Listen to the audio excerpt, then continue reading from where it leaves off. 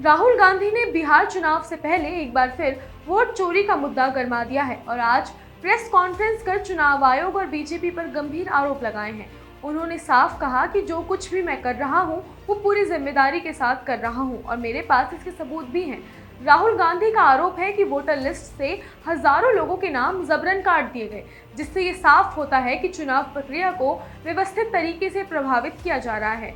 उन्होंने उदाहरण देते हुए कर्नाटक की आलंद निर्वाचन क्षेत्र का जिक्र किया और कहा कि वहां 6018 वोट हटाने की कोशिश की गई थी।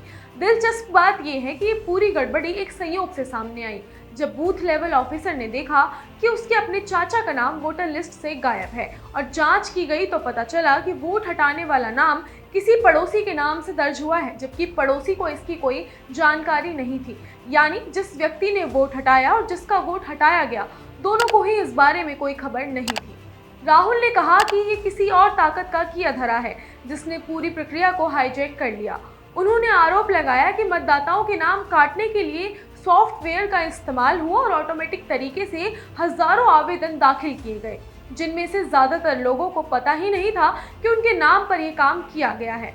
उन्होंने दावा किया कि वोटर लिस्ट से नाम हटाने के लिए अलग अलग राज्यों के मोबाइल नंबरों का इस्तेमाल किया गया, जिससे ये साफ है कि ये कोई संगठित और सुनियोजित साजिश है। राहुल गांधी ने इस पूरे मामले में सीधे तौर पर चुनाव आयोग और उसके मुखिया को जिम्मेदार ठहराया और कहा कि भारत के मुख्य चुनाव आयुक्त उन लोगों को बचा रहे हैं जो वोट चोरी कर रहे हैं और इस तरह भारतीय लोकतंत्र को नष्ट करने में मदद कर रहे हैं। उन्होंने कहा कि जब इतनी बड़ी संख्या में वोट गायब हो रहे हैं, तब ये कोई साधारण गलती नहीं है, बल्कि ये लोकतंत्र के खिलाफ एक गंभीर षड्यंत्र है। राहुल ने अपने बयान में भी साफ किया कि अभी ये हाइड्रोजन बम नहीं है, बल्कि ये तो एक छोटा सा खुलासा है।